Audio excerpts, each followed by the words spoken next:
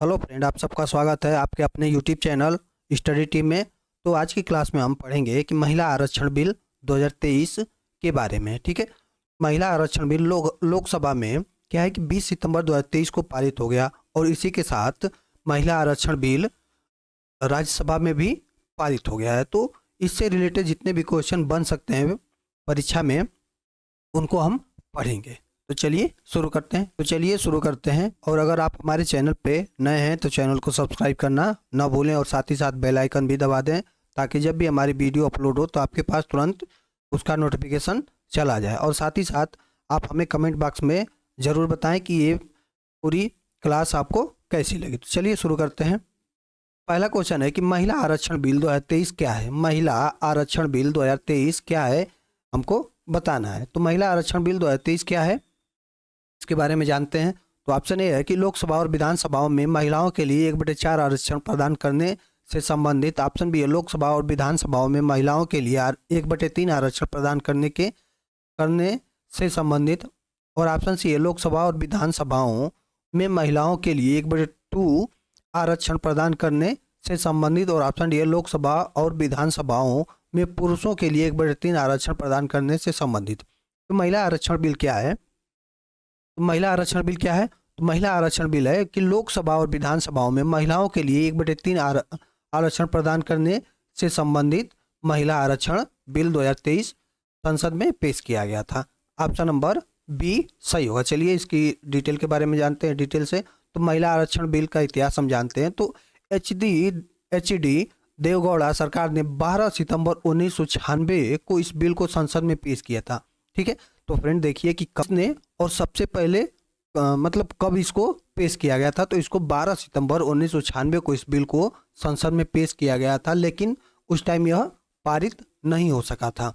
यह बिल 81वें संविधान संशोधन विधेयक के रूप में पेश हुआ था। ठीक है, उस टाइम जब यह बिल संसद में पेश हुआ था तो 81वें संविधान संशोधन विधेयक के रूप में इसको पेश किया गया था। चलिए आगे बढ़ते हैं और आगे भी इसके बारे में और भी जानते हैं। तो बिल में संसद और राज्य की विधानसभाओं में महिलाओं के लिए 33% आरक्षण का प्रस्ताव था। ठीक है, इस बिल में क्या था कि संसद और राज्यसभा की विधानसभाओं में महिलाओं के लिए 33% आरक्षण का प्रस्ताव था।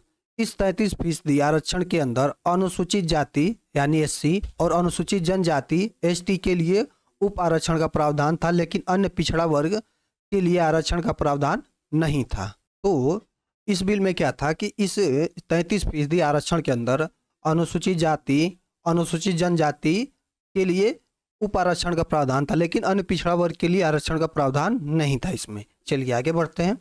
आगे हम जानेंगे कि लोकसभा में महिला आरक्षण बिल किस नाम से पेश किया गया। ठीक, इसको आप लोग स्टार लगा लीजिएगा, ये क्वेश्चन परीक्षा में जरूर पूछेगा। ठीक है, कि लोकसभा में महिला आरक्षण बिल को किस नाम से पेश किया गया था। तो किस नाम से पेश किया गया महिला आरक्षण बिल को? तो यह नारी शक्ति बंधन अधिनियम 2023 के नाम से इसको लोकसभा में पेश किया गया था। इसको आप लोग जरूर से ध्यान रखिएगा। चलिए आगे पढ़ते हैं। आगे हम जानेंगे कि लोकसभा में महिला आरक्षण बिल नारी शक्ति बंधन अधिनियम 2023 किसने पेश किया। ठीक है, किसने पेश किया? अगर क्वेश्चन पूछे कि नारी शक्ति बंधन अधिनियम 2023 लोकसभा में किसने पेश किया, तो किसने पेश किया लोकसभा में? कौन सा ऑप्शन सही होगा? तो यह होगा अर्जुन राम मेघवाल। ये क्या है? तो यह विधि एवं न्याय मंत्री हैं, केंद्रीय विधि एवं न्याय मंत्री हैं। इन्होंने लोकसभा में नारी शक्ति बंधन अधिनियम 2023 को पेश किया। ऑप्शन नंबर ए सही होगा। आगे बढ़ते हैं। आगे हम जानेंगे कि नए संसद भवन में लोकसभा की कार्रवाई के दौरान विधि एवं न्याय मंत्री अर्जुन राम मेघवाल ने लोकसभा में 188वां संशोधन विधेयक 2023 नारी शक्ति बंधन अधिनियम पेश किया। ठीक है, अगर क्वेश्चन पूछे कि संसद में क्या है कि किस संशोधन विधेयक द्वारा नारी शक्ति बंधन अधिनियम पेश किया गया, तो वो कौन सा होगा? तो ये होगा 188वां संशोधन विधेयक 2023 के द्वारा नारी शक्ति बंधन अधिनियम को संसद में पेश किया गया। और किसके द्वारा पेश किया गया? तो यह केंद्रीय विधि एवं न्याय मंत्री अर्जुन राम मेघवाल के द्वारा इसको संसद में पेश किया गया। 2023 में लोकसभा में बिल कब पेश किया गया था? तो यह 19 सितंबर 2023 को इसको लोकसभा में पेश किया गया था और यह 20 सितंबर 2023 को यह लोकसभा में पारित हो गया था। ठीक है, तो इस डेट को आप लोग याद रखिएगा, यह भी परीक्षा के लिए बहुत महत्वपूर्ण है।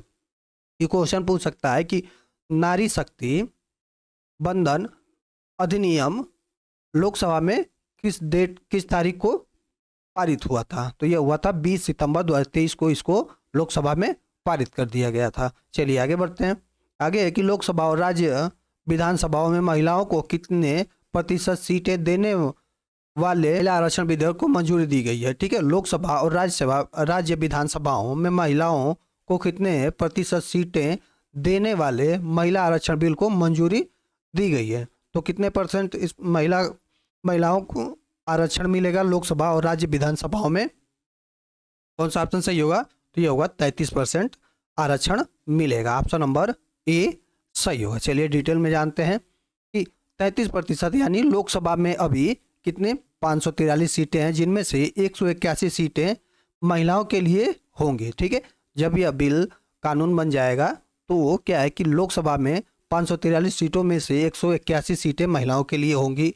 इसी तरह विधानसभाओं में जितनी सीटें होंगी उसका 33% सीटें महिलाओं के लिए रिजर्व रहेंगी। ठीक है, चलिए आगे बढ़ते हैं। आगे है कि नए संसद भवन में पेश होने वाला पहला बिल कौन सा है? ठीक है, इसको भी आप लोग डबल स्टार लगा लीजिएगा, ये भी परीक्षा के लिए बहुत इंपॉर्टेंट क्वेश्चन है। ठीक है, तो क्वेश्चन पूछे कि नए संसद भवन में पेश होने वाला पहला बिल कौन सा है? तो पहला बिल कौन सा है?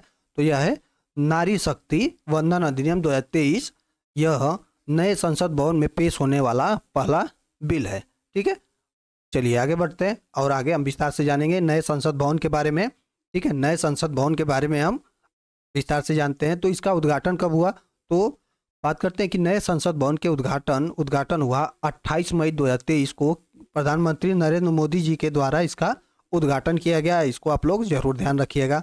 इसकी डिजाइन की बात करें तो इसकी डिजाइन HCP द्वारा इसको डिजाइन किया गया है। निर्माण की बात करें तो टाटा प्रोजेक्ट्स लिमिटेड द्वारा इसका निर्माण किया गया है। और वास्तुकार की बात करें तो बिमल पटेल इसके यानी नए संसद भवन के वास्तुकार हैं। ठीक है, इसको भी आप लोग ध्यान रखिएगा, वास्तुकार ये भी परीक्षा के लिए बहुत महत्वपूर्ण है। ठीक है, चलिए आगे बढ़ते हैं। आगे लोकसभा में नारी शक्ति बंधन अधिनियम 2023 विधेयक के पक्ष में कितने मत पड़े?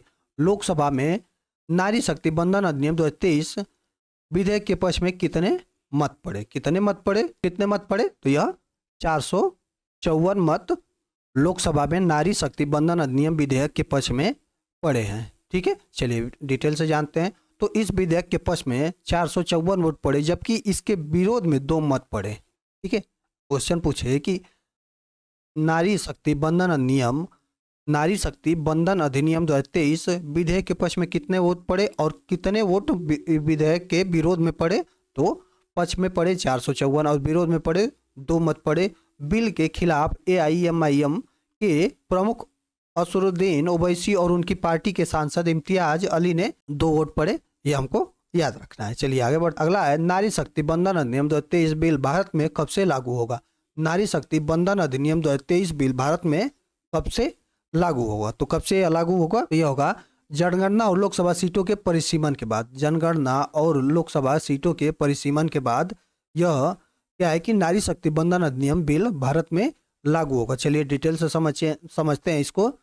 तो इस बिल को लागू होने में लंबा वक्त लग सकता है। जब जनगणना और लोकसभा सीटों का परिसीमन होगा तब ये कानून लागू होगा। यानी 2024 के लोकसभा चुनाव में महिलाओं के लिए आरक्षण नहीं होगा। ठीक है, अभी यह बिल लागू नहीं होगा, अभी जनगणना नहीं हुई है। जनगणना हो जाएगी तब इसको लागू किया जाएगा। ठीक है, तो अभी जो लोकसभा का चुनाव 2024 में होने वाला है इसमें महिलाओं के लिए यह आरक्षण नहीं होगा। अगले क्वेश्चन पे आते हैं। अगला है नारी शक्ति बंधन अधिनियम 2023 के कानून बनने के बाद यह कितने राज्यों और केंद्र शासित प्रदेशों में लागू होगा? तो कितने राज्यों और कितने केंद्र शासित प्रदेशों में लागू होगा? तो यह 28 राज्यों और 8 केंद्र शासित प्रदेशों में यह लागू होगा। ऑप्शन नंबर सी सही होगा। दोनों सदनों में स्पेशल मेजॉरिटी पास होने के बाद यह बिल कानून बनता है तो सभी राज्यों में लागू होगा। ठीक है फ्रेंड, तो आपको बता दें कि यह लोकसभा में तो ये पास ही हो गया है, साथ ही साथ यह राज्यसभा में भी इस बिल को पास कर दिया गया है। ठीक है, चलिए आगे बढ़ते हैं। आगे, संविधान के किस अनुच्छेद के अनुसार अगर केंद्र सरकार के कानून से राज्यों के अधिकारों पर कोई प्रभाव पड़ता है तो ऐसे मामलों में कानून बनाने के लिए कम से कम 50% विधानसभाओं की मंजूरी लेनी होगी। तो कौन सा ऑप्शन सही होगा इसमें? तो ये होगा अनुच्छेद 368, ऑप्शन नंबर सी सही होगा। ठीक है, अगर केंद्र सरकार को यह कानून देश भर में लागू करना है तो इसे कम से कम 14 राज्यों की विधानसभाओं में भी पास कराना होगा। ठीक है, अगर केंद्र सरकार को यह कानून देश भर में लागू करना है तो इसे कम से कम 14 राज्यों की विधानसभाओं में भी पास कराना होगा। ठीक है, चलिए आगे बढ़ते हैं। आगे कि नारी शक्ति बंधन अधिनियम 23 के कानून बनने के बाद इनमें से किस में आरक्षण नहीं मिलेगा? ठीक है, नारी शक्ति बंधन अधिनियम 23 कानून बनने के बाद इनमें से किस में आरक्षण नहीं मिलेगा? तो किस में आरक्षण नहीं मिलेगा? तो कौन सा ऑप्शन सही होगा इसमें? तो ये होगा कि राज्यसभा और विधान परिषद में आरक्षण नहीं मिलेगा। नारी शक्ति बंधन अधिनियम 2023, इसमें आरक्षण किसको मिलेगा उसकी बात करते हैं। तो इसमें आरक्षण मिलेगा राज्य विधानसभा और लोकसभा में इसका आरक्षण मिलेगा। किस में नहीं मिलेगा? तो राज्यसभा और विधान परिषद में इसमें आरक्षण नहीं मिलेगा। तो ऑप्शन नंबर सी सही होगा।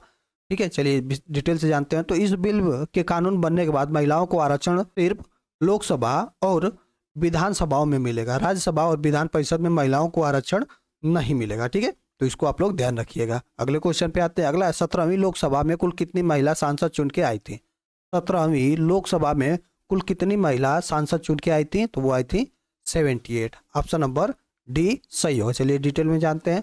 तो 17वीं लोकसभा में महिला राजनेताओं की अब तक की सबसे अधिक संख्या 78 यानी लगभग 14.36% रही थी।